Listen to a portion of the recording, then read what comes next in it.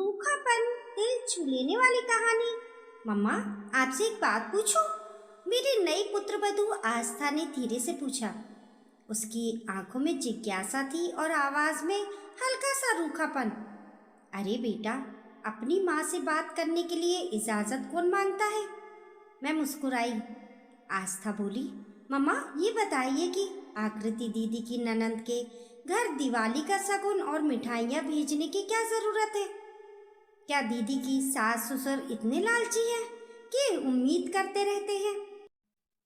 वो वहाँ कैसे रहती होंगी?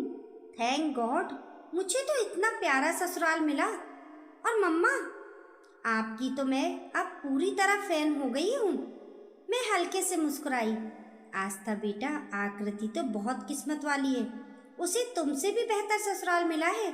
वहाँ तो हर रिश्ता प्यार और अपनेपन से बंधा है। तुम्हारी सासू माँ यानी मैंने भी उनसे बहुत कुछ सीखा है। शायद इसी वजह से तुम्हें यहाँ आना इतना अच्छा लगा। मेरी बात सुनते ही आस्था की भौहें चढ़ गईं। अब तो प्लीज मम्मा पूरी कहानी डिटेल में सुनाइए। मैं कुछ पल के लिए अतीत में खो गई। 7 साल पहले की वो यादें मन की स्क्रीन पर धीरे धीरे उभर आईं। उस दिन मैंने बड़े उत्साह से करवा चौथ का व्रत रखा था, तुम्हारे ससुर जी की लंबी उम्र के लिए। सजी धजी सुहागन की तरह आंगन में दिए जल रहे थे। घर में भक्ति, शांति और संतोष का माहौल था। लेकिन जिंदगी कभी एक सी नहीं रहती। अगली सुबह अचानक फोन बजा। तुम्हारे पति अंशु की सड़क दुर्घटना में घायल होने की खबर आई। पल भर में जैसे दुनिया ठहर सी गई। हमारे कुरुक्षेत्र के छोटे से कस्बे में अस्पताल की सुविधाएं सीमित थीं। डॉक्टर ने अंशु की हालत देखकर तुरंत उन्हें पीजीआई चंडीगढ़ रेफर कर दिया। सबसे बड़ी परेशानी ये थी कि चंडीगढ़ में हमारा कोई जान पहचान वाला नहीं था। अपने इकलौते बेटे की चिंता में हमारे चेहरे पर तनाव की रेखाएं गहरी होती जा रही थी। भीड़ भाड़ वाले अस्पताल में हम खुद को पूरी तरह अजनबी महसूस कर रहे थे। तभी आकृति का जयपुर से फोन आया।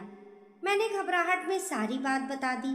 आकृति ने तुरंत कहा, माँ पापा घबराइए नहीं, मेरी ननंद ज्योति दीदी चंडीगढ़ में रहती हैं। मैं उन्हें बता देती हूँ, वो आपकी मदद करेंगी। अंशु को एडमिट करवाने के बाद मैंने ज्योति को फ़ोन किया, लेकिन मोबाइल बंद था। थकान और बेचैनी में मन में नकारात्मक ख्याल आने लगे। शायद जानबूझकर बंद कर रखा है। आजकल के नौकरी पेशा लोग हम जैसे घर वालों से कैसे जुड़ेंगे? किसी को दूसरे की परेशानी से क्या लेना देना? शाम तक मैं इसी सोच में डूबी रही।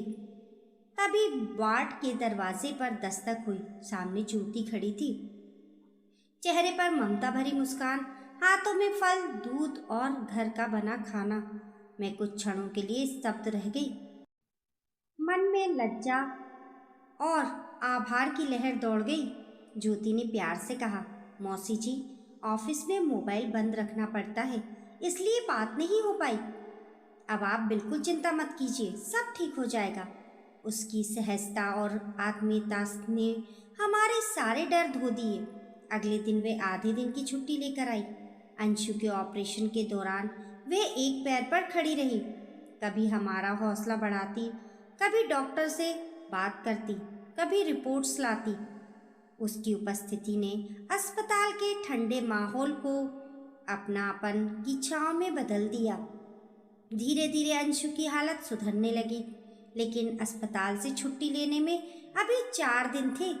उन 4 दिनों में ज्योति रोज दफ्तर के बाद अस्पताल आती, घर के काम निपटाकर खाना, फल और ज़रूरी चीज़ें लेकर पहुंचती। वहीं कोने में बैठकर लैपटॉप खोल लेती, मीटिंग में जुड़ती और साथ साथ हमारी देखभाल भी करती। मैं कई बार कहती, बेटा तुम थक जाती होगी, इतना मत करो। वह मुस्कुरा देती, मौसी जी, अपनापन थकान नहीं देता, संतोष देता है। उसके इन शब्दों में जीवन का गहरा सत्य छिपा था।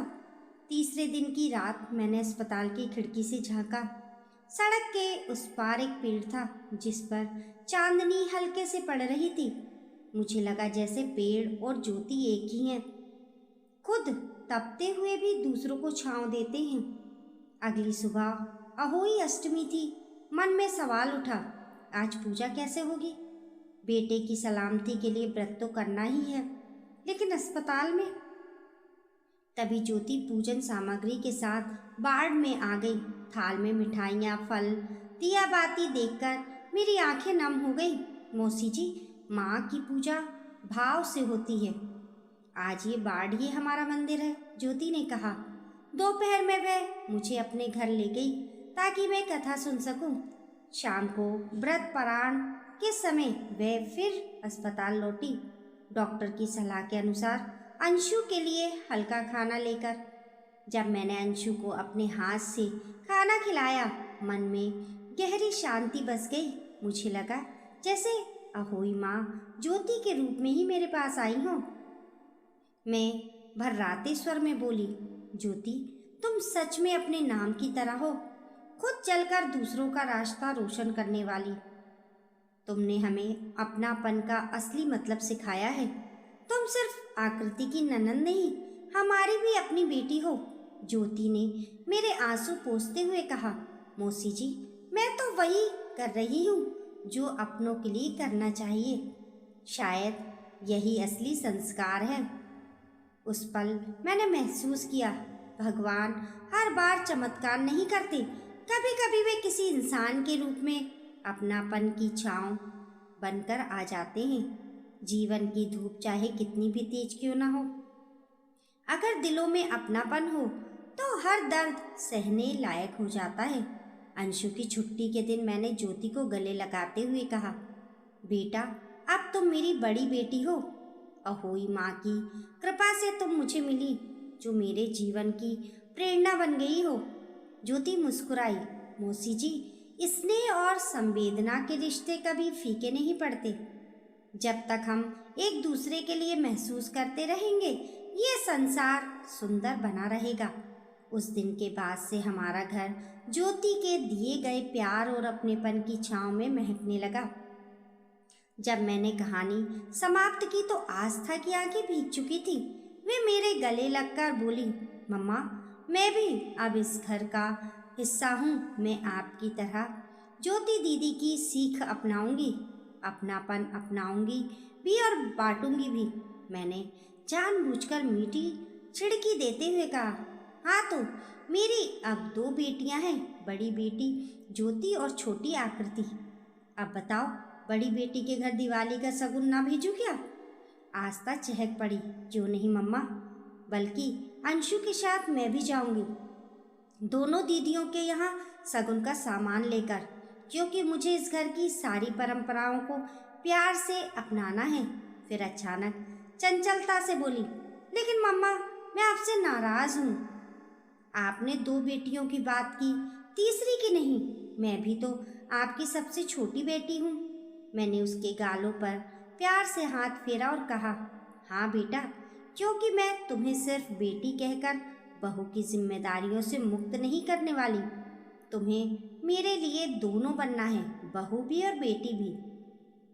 और उसी पल आस्था की खिलखिलाहट, उसकी मासूम मुस्कान और अपनेपन की खुशबू हमारे घर के हर कोने में फैल गई, मानो जीवन फिर से अपनेपन की छाँव में नहा उठा हो। दोस्तों, आपकी इस कहानी के बारे में क्या राय है? हमें कमेंट करके ज़रूर बताइए। कहानी पसंद आने पर लाइक और शेयर करें। ऐसी ही अच्छी अच्छी कहानियों के लिए चैनल को सब्सक्राइब करना ना भूलें। मिलते हैं फिर एक नई कहानी के साथ, तब तक के लिए नमस्कार।